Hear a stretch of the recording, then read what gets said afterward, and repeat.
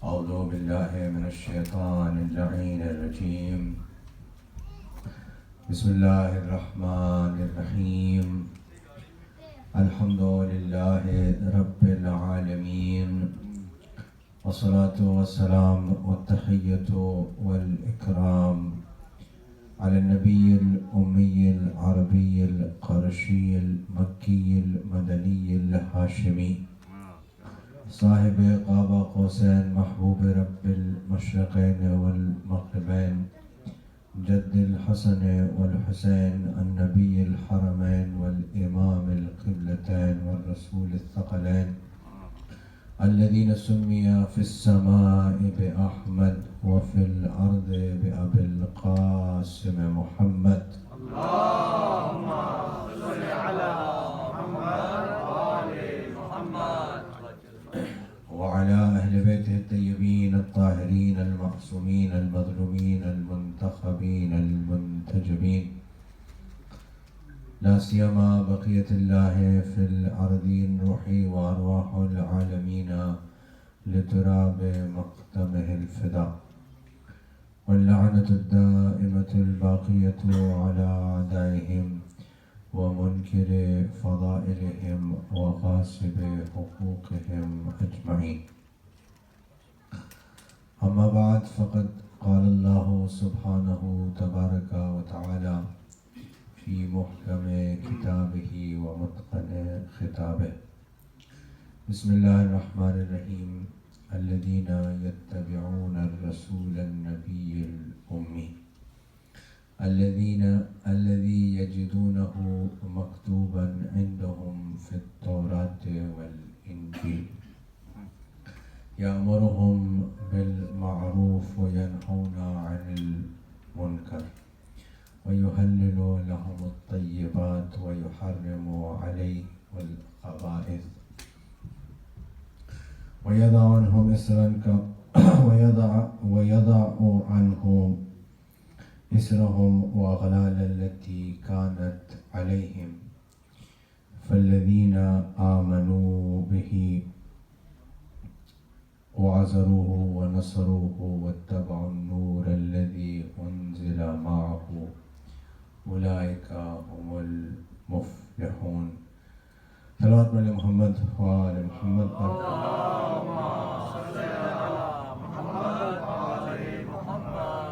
قبولیت مجلس کے لیے ایک بار اور صلوات پڑھیں.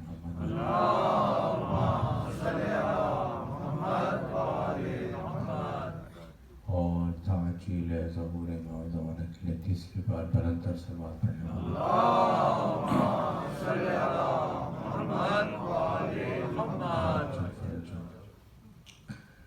عشر محرم 1443 ہجری کی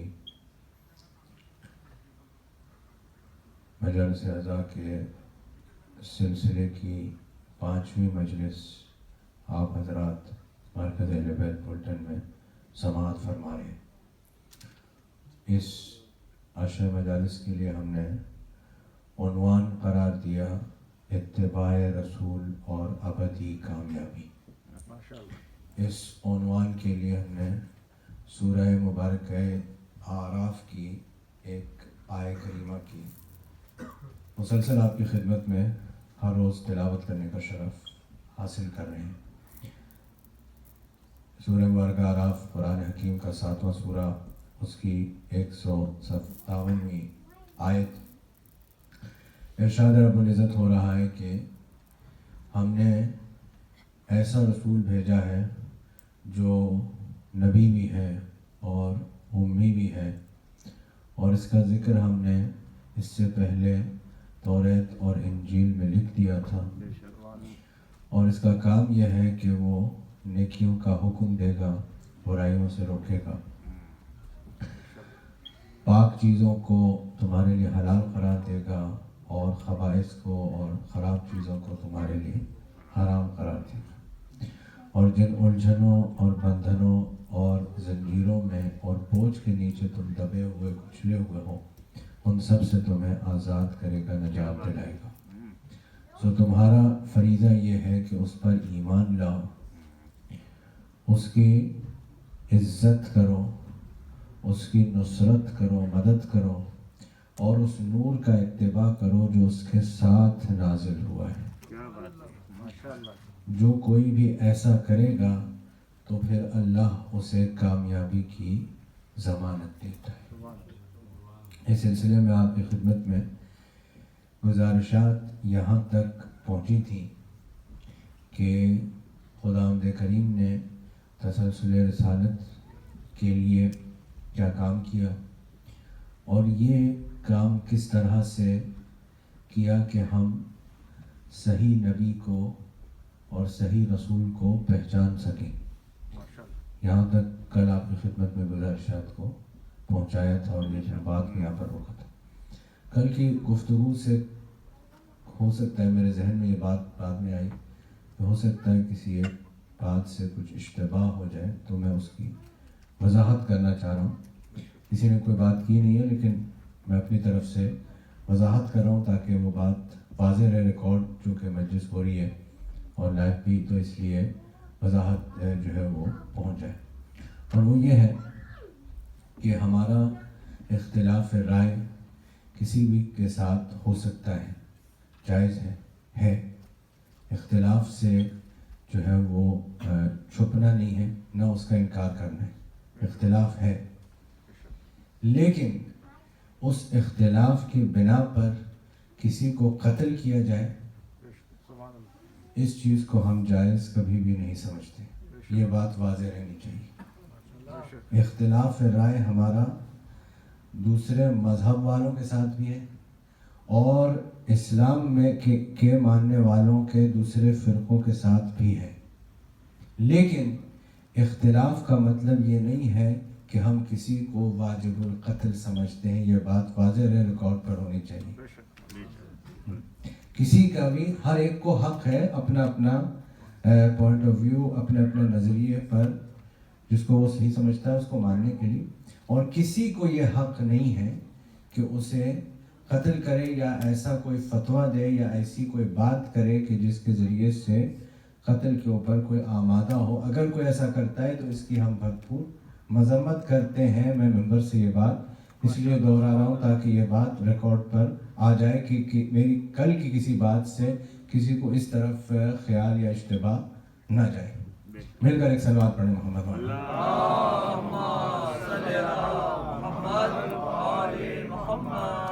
جو ہماری یہ بات اہم ضروری میں نے سمجھا، اس لیے اس کو بات کو ابتدا میں آپ کی خدمت میں گزارش کرتی ہوں۔ اور اب آئے بات، کل میں نے آپ کی خدمت میں یہ گزارش کی کہ تسلسل رسالت میں اللہ نے جو پہلے آنے والا ہے اسے مبشر قرار دیا کہ وہ بشارت دے کہ میرے بعد کون آنے والا ہے، اور بعد میں آنے والے کو مصدق قرار دیا کہ وہ یہ تصدیق کرے کہ جو مجھ سے پہلے آ چکا ہے وہ اور اس کا اور میرا تسلسل کیا ہے۔ یہ آپ کی خدمت میں کل گزارش کی۔ اب یہاں پر دیکھنے والی بات یہ ہے کہ، اور پیشگی معذرت کر رہا ہوں، آج کی گفتگو قدرے جو ہے وہ ہمارے مجلسی زبان کے مطابق بہت خشک ہوگی، لیکن اب یہ میرے موضوع کی مجبوری ہے، چونکہ اس موضوع کا انتخاب کیا ہے تو کچھ خشک باتیں بھی سننی پڑیں گی۔ میں کوشش کروں گا کہ بیچ بیچ میں آپ کے مزاج کی بھی کچھ باتیں آتی رہیں۔ مل کر ایک صلوات پڑھیں لیکن بہرحال موضوع کے تقاضے کو پورا ہونا ہے۔ تو گزارش یہ ہے کہ اللہ نے سلسلہ رسالت میں جب تمام انبیاء کو بھیجا، تمام مرسلین کو بھیجا، تو ان کا تذکرہ کرتے ہوئے قرآن میں یہ اعلان کیا کہ ہم نے ان کے درمیان کوئی فرق نہیں کیا ہے۔ ہم نے ان کے درمیان کوئی فرق نہیں کیا۔ یہ بات کہنے کی ضرورت کیا ہے؟ اگر مثال کا سہارا لیں تو شاید بات تھوڑی سی میری اور واضح ہو جائے۔ آدمی ایک معاشرے میں رہتا ہے، ایک معاشرے کے اندر، ایک ہی کمیونٹی کے اندر رہتا ہے۔ مثلا اتنے بچے ہیں ایک ہی اسکول میں جاتے ہیں، بعض لوگ ہیں ایک ہی ورک پلیس پر بھی جاتے ہیں، ایک ہی فیملی سے تعلق رکھتے ہیں، ایک ہی کمیونٹی سے تعلق رکھتے ہیں، لیکن اس سب کے باوجود ان کے درمیان مزاج میں فرق ہوتا ہے۔ خود سگے بھائی دو ہوتے ہیں، ان کے بھی مزاج میں فرق ہوتا ہے۔ خود جڑواں ہوتے ہیں، ان کے بھی مزاج میں فرق ہوتا ہے۔ یہ اللہ نے نظام بنایا ہے، فطرت کے اندر اس طرح سے ہے کہ فرق ہوتا ہے۔ لیکن اللہ کو یہ بتانا تھا کہ یہ قانون، یہ نظام تمہارے لیے ہے، عام انسانوں کے لیے ہے کہ سگے بھائیوں کے درمیان بھی فرق ہوگا، اختلاف ہوگا، لیکن جو کو یہ کیوں ہے؟ یہ اس لیے ہے کہ یہ اب سب اپنے اپنے فطرت پر چل رہے ہیں۔ میں نے پہلے گزارش کر دیا گفتگو خوش کر، لیکن آپ کو ساتھ ساتھ چلنا ہے۔ فرق ہوگا، لیکن جو اللہ کی طرف سے بھیجا ہوا ہوگا، چاہے وہ پہلا ہو یا آخری ہو، اس میں کوئی فرق نہیں ہوگا۔ تو جو ہے اللہ کی طرف سے جو بھیجا ہوا ہوگا اس میں کوئی فرق نہیں ہوگا، اس لیے کہ یہاں جو فطرت ہے وہ اپنے نفس پر چل رہی ہے۔ یہاں کی جو فطرت ہے، ہماری آپ کی جو فطرت ہے، وہ اپنے نفس پر چل رہی ہے، اور وہ کہ جو اللہ کی طرف سے بھیجا گیا اس کی فطرت مشیت پر چل رہی ہے۔ اس لیے چاہے پہلا ہوگا یا درمیان میں ہوگا یا آخر میں ہوگا، اس میں کوئی فرق نہیں نظر آئے گا، چونکہ یہاں سگے بھائیوں میں بھی فرق نظر آ رہا تھا۔ تو اعلان کرنا قدرت کا ضروری تھا کہ وہ نبی کہ جو پہلے آیا ہے اور وہ نبی جو آخر میں آیا ہے، اور درمیان میں ہزاروں سال کا فاصلہ ہے، لیکن دونوں میں فرق اس لیے نہیں ملے گا، اس لیے کہ اس کا بھی مزاج مشیت کے مطابق ہے، اس کا مزاج بھی مشیت کے مطابق ہے، اور مشیت کے مزاج میں فرق نہیں آتا۔ مل کر صلوات پڑھیں محمد وعلی محمد۔ مشیت کے مزاج میں فرق نہیں آتا۔ اب رسول کے کام کیا ہیں؟ جو یہ پہلا کام اس آیت میں بیان کیا گیا،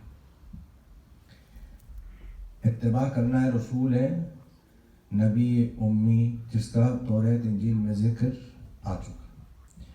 اس کا پہلا کام یہ ہے کہ وہ نیکی کا حکم دے گا، برائی سے روکے گا۔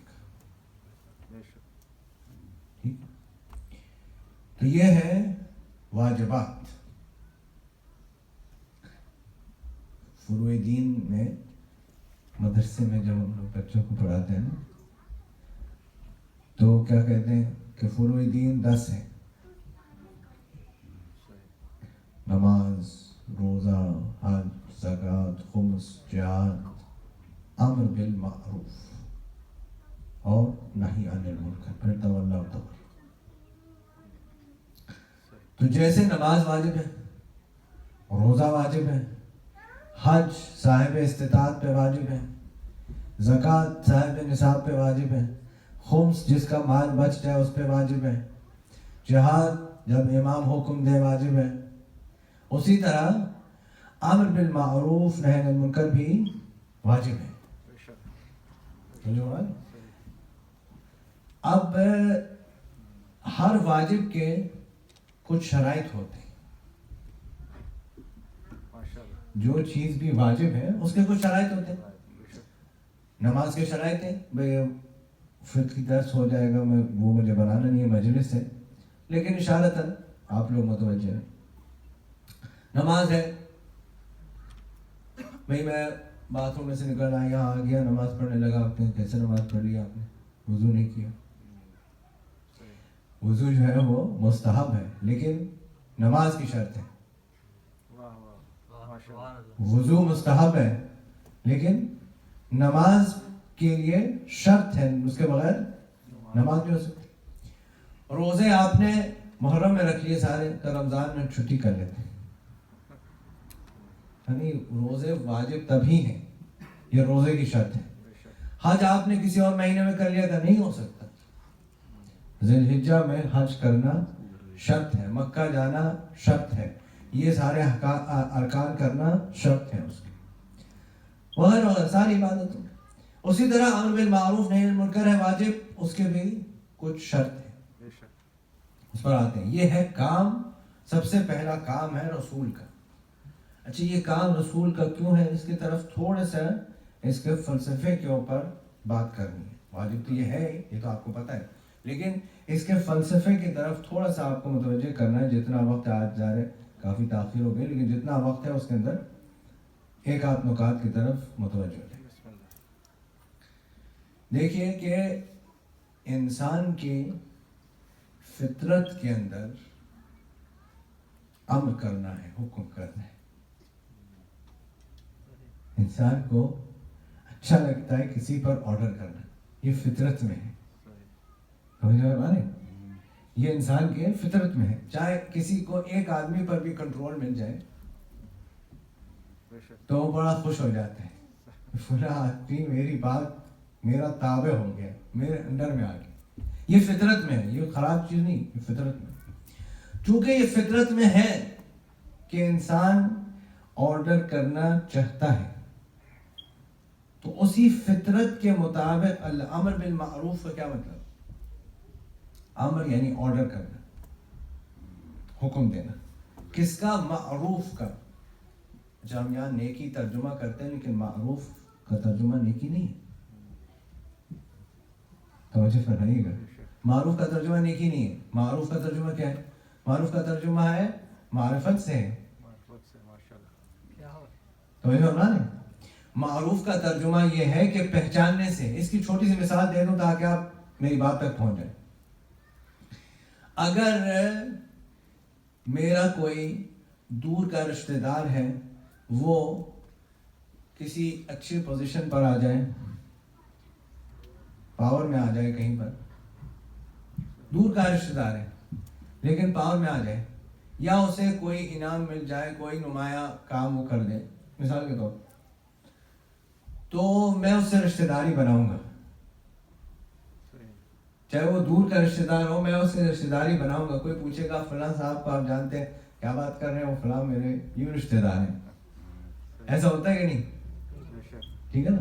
میں آپ سے قریب ہو کر کے بات کرنے کی کوشش کر رہا ہوں تاکہ وہ آپ تک بات, یہ معروف کی بات پہنچ جائے. کہ آپ کہیں گے کہ ہاں کیا بات کر رہے ہیں, آپ جانتے کی بات کر رہے ہیں, وہ تو ہمارے فلاں رشتہ دار ہیں. اور کوئی قریبی رشتہ دار ہوگا لیکن خدا نہ کرے وہ برا نکل گیا, تو جانتے ہوئے بھی چاہیں گے کہ اس کا ذکر نہ ہو. ہمارے اس چیز سے یہ بات بھی پتہ چل رہی ہے کہ انسان فطرتاً نیکی اچھائی کی طرف ہے, فطرتاً برائی کو پسند نہیں کرتا. فطرتاً انسان اچھائی کی طرف ہے. کیوں؟ جب اس نے اچھا کیا تبھی تو ہم رشتہ داری بنا رہے ہیں اس سے. اس نے کوئی نمایاں کام کیا, اس نے کوئی اچھی